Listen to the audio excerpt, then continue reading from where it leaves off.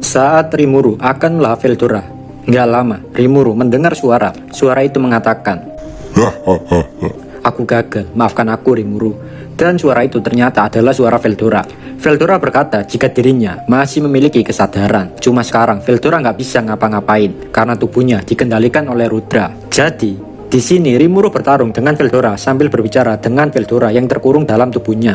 Saat ini Veldora mengatakan jika Rimuru akan diserang tubuhnya dengan petir hitam. Tapi serangan itu berhasil dihindari Rimuru. Rimuru sedikit emosi karena yang keluar tadi bukanlah petir, melainkan angin.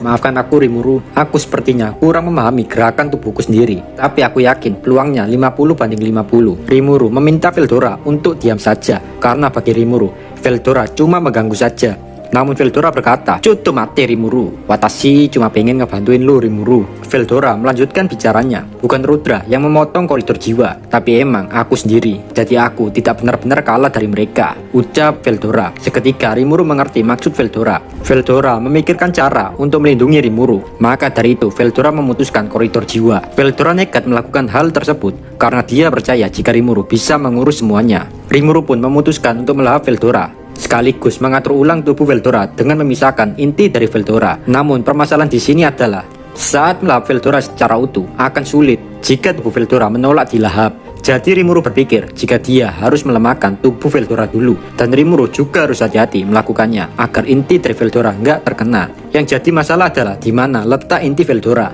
Rimuru pun memutuskan untuk melahap Veldora secara langsung. Tujuan Rimuru melakukan ini karena Rimuru hanya ingin tahu di mana letak inti Veldora. Rimuru merasakan kesakitan saat dia melahap Veldora yang dikendalikan. Namun Rimuru harus berjuang hingga Ciel menemukan inti dari Veldora. Di situ Ciel berkata kepada Rimuru jika dia telah menganalisa banyak hal dari Velgrin dan Veldora. Dan kini Ciel dapat mengubah struktur tubuh Rimuru menjadi True Dragon. Sontak Rimuru kaget dan bertanya kepada Ciel, apa itu bisa dilakukan?" Ciel mengkonfirmasi lagi apakah Rimuru mau berevolusi menjadi True Dragon atau enggak. Dengan spontan Rimuru menjawab, "Hai." Dan dalam sekejap semua rasa sakit yang dirasakan Rimuru tadi kini sudah tidak ada lagi. Jumlah mana Rimuru kini menjadi besar dan semakin besar. Veldora dengan menggokilnya mengatakan, "Aku terkejut padamu Rimuru bisa sampai ke tahap ini. Tapi aku sudah menduga datangnya hari ini." Veldora senang karena Rimuru menjadi True Dragon. Saat Rimuru udah menjadi True Dragon, Rimuru bisa dengan mudah melahap Veldora. Setelah evolusi, cahaya-cahaya yang ada di sekitar Rimuru menghilang. Hilangnya cahaya itu memperlihatkan sosok yang tidak dikenal. Dan itu adalah wujud Slam Rimuru yang telah berubah. Di situ wujud Rimuru memegang sebuah pedang dengan tidak mengenakan pakaian. Wajah Rimuru seperti bocil belasan tahun dengan tinggi 160 cm. Pupil mata berwarna emas. Kulit putih mempesona diselimuti aura-aura berwarna hitam dan emas. Tapi sama saja Rimuru tidak mempunyai kelamin. Wajah Rimuru dipenuhi kepuasan. Semua energi yang keluar dari tubuhnya berhasil dikendalikan Rimuru dengan sangat sempurna. Sedangkan Velgrin hanya bisa melihat penampakan luar biasa itu dari dalam sangkar yang dibuat Ciel. Di saat itu Velgrin menyadari jika Veldora menghilang karena dilahap Rimuru. Velgrin hanya terdiam, nggak bisa percaya jika Rimuru yang tadinya hanya seorang Slam kini berubah menjadi True Dragon. Pertanyaan demi pertanyaan muncul dalam benak Velgrin. Dia nggak bisa percaya jika di depan matanya akan ada True Dragon kelima. Di situ hati Velgrin semakin emosi dan ingin segera memusnahkan Rimuru yang menurutnya berbahaya bagi dunia, terutama kekaisaran. "Berani-beraninya kau membawa adikku yang manis," ucap Velgrin dengan penuh emosi. Di saat yang sama pula, 200 detik telah berlalu dan kurungan Velgrin sudah menghilang. Velgrin dengan tatapan penuh kebencian mengarah ke Rimuru. Namun menurut Ciel Sensei, Velgrin yang sekarang bukanlah apa-apa bagi Rimuru.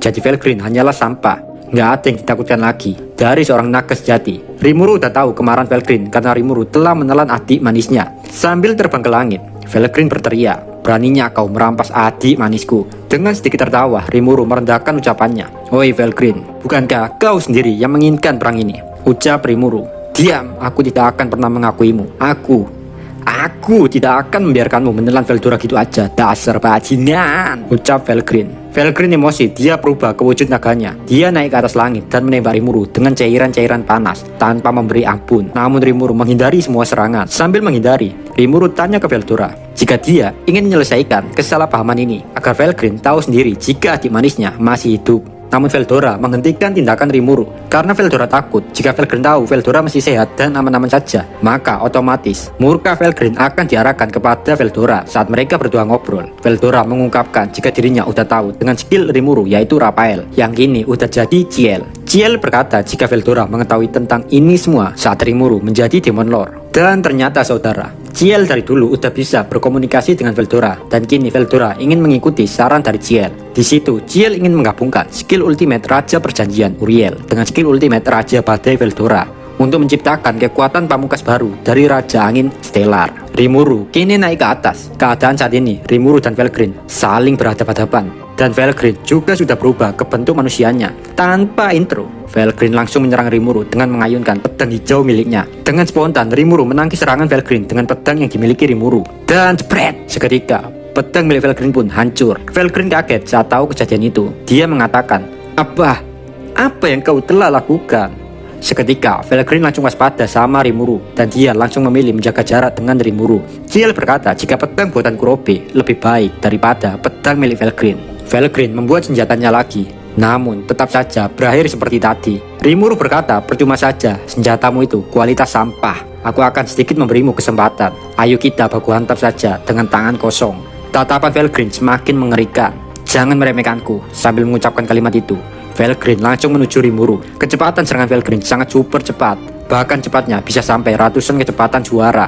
Tapi itu semua nggak masalah bagi Rimuru. Rimuru dengan mudah menghindari serangan demi serangan Felgreen. Menurut Rimuru, dunia terasa terhenti sehingga dia bisa menghindari serangan Felgreen dengan mudah. Setelah itu, Felgreen berpose sambil membidik Rimuru. Felgreen pun bergerak dengan sangat cepat dan tubuhnya berubah menjadi meteor dengan cahaya-cahaya merah membara di sekitarnya. Dan saat serangan itu mengenai tubuh Rimuru, maka akan tercipta ledakan. Namun sayangnya, semua itu tidak sesuai rencana Felgreen. Felgreen malah dilahap Rimuru dengan skill Beelzebub. Rimuru di situ juga ngambil sebagian mana yang dimiliki Felgreen. Ini Felgreen dalam keadaan bingung, nggak tahu dia di mana. Rimuru berkata, aku yang menang, dan kau kini sudah ada dalam perutku. Jika kau tidak percaya, silakan tanya adik manismu yang ada di dalam perutku. Wahahaha. Ini aku kak, ucap Veldora.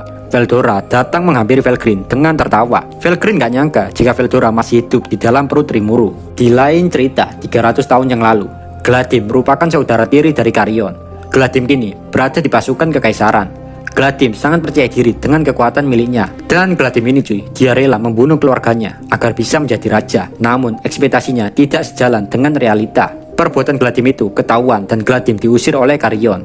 Di saat itu, Gladim putus asa dan dia pun mengembara dan pergi ke daerah kekaisaran. Gladim berhasil menjadi pasukan di sana. Di saat itu juga ada dalam benak Gladim untuk melakukan kudeta. Namun saat tahu dari kata-katanya, jika Marshall adalah true dragon, dia nggak langsung barbar melakukan kudeta, tapi dia merombak rencananya lagi. Tapi di sini, Gladim belum tahu wajah dari seorang Marshall atau Felgreen. Tekad Gladim adalah menjadi penguasa dunia. Oke, kita balik lagi ke masa sekarang. Hari ini, Gladim sangat bahagia karena dia ada di medan pertempuran. Dan saat itu, dia melihat Raja Gazel. Gladim ingin membunuh Gazel karena dengan hal itu, maka namanya akan terkenal. Kini, Gladim beserta 3 bawahnya membagi tugas. Saat Gladim ada di hadapan Gazel yang kondisinya masih belum pulih karena habis ditembak Kondo, Gladim memperkenalkan dirinya dengan sangat songongnya. Gladim berkata jika dia akan membunuh Raja Gazel. Dari atas langit, Gladim menukik ke arah Gazel, namun serangannya berhasil ditahan oleh Gabiru. Kini, fokus Gladim adalah menghabisi Gabiru dahulu. Namun gak lama, Samuel memberitahu lewat sihir jika muncul iblis yang kuat di daerah kekaisaran. Dan iblis itu dipanggil oleh Rimuru. Dan Gladim di sini disuruh balik ke pesawat agar aman. Apa yang kau bicarakan? Bukankah kita masih punya Nyonya Felgreen? Lalu apa yang harus dikhawatirkan? Ucap Gladim. Samuel mengatakan jika saat ini keadaan darurat dan semuanya harus berkumpul karena Rimuru telah melakukan evolusi pada pasukan iblis. Jadi otomatis akan sulit jika melawan mereka jika sendirian. Namun Gladim masih membangkang. Dia nggak percaya dan menurutnya hal semacam itu nggak masuk di akal. Keinginan Gladim saat ini adalah menghabisi musuh dulu, baru balik ke pesawat. Gladim nggak takut musuh dengan siapapun, karena dalam benaknya semua anggotanya, yaitu Legion Warcraft, adalah orang-orang terpilih dan tentunya pilihan Gladim sendiri. Dan Gladim juga sudah melakukan berbagai metode agar pasukannya bertambah kuat. Sampai-sampai Legion Warcraft ini melakukan eksperimen dengan menggabungkan manusia dengan monster, dan itu semuanya berhasil. Saat ini Gladim masih ngotot agar bawahnya segera menghabisi musuh. Baru setelah itu balik ke pesawat. Sedangkan Gadra di situ menghadapi bawahan Gladim yang bernama Gosselin. Gadra sangat tertarik dengan perubahan yang dilakukan pasukan milik Gladim dengan berubah menjadi monster.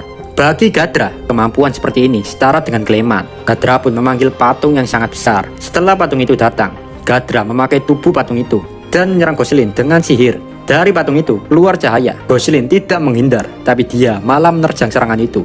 Dan saat Gadra tersadar, serangan Gadra tidak dapat menimbulkan luka apapun pada tubuh Goselin. Gadra bangkit kembali dan mengatakan, pertarungan baru saja dimulai gadis kecil. Goselin merasa bahagia dan dia pun langsung menyerang Gadra dengan tentakel miliknya. Lebih banyak lagi, lebih banyak lagi.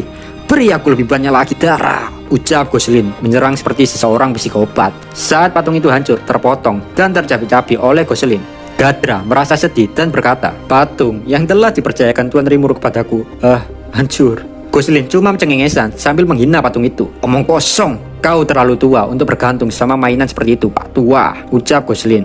Gadra lukanya nggak parah karena dia berada di dalam patung. Tapi hati Gadra terluka dengan penghinaan Goselin terhadap patung ciptaan Rimuru. Aku muak dengan ini semua, ucap Gadra dengan penuh emosi. Tanpa memberi ampun, Goselin menusuk Gadra yang berada di dalam patung dengan tentakelnya. Ini memang sulit. Tidak perlu malu mengakui kekalahanmu, Pak Tua. Tidak semua orang bisa mengatasi semua hal yang kau tahu, ucap Goselin. Namun Gadra masih nggak mau nyerah. Dia mengatakan, Aku belum kalah.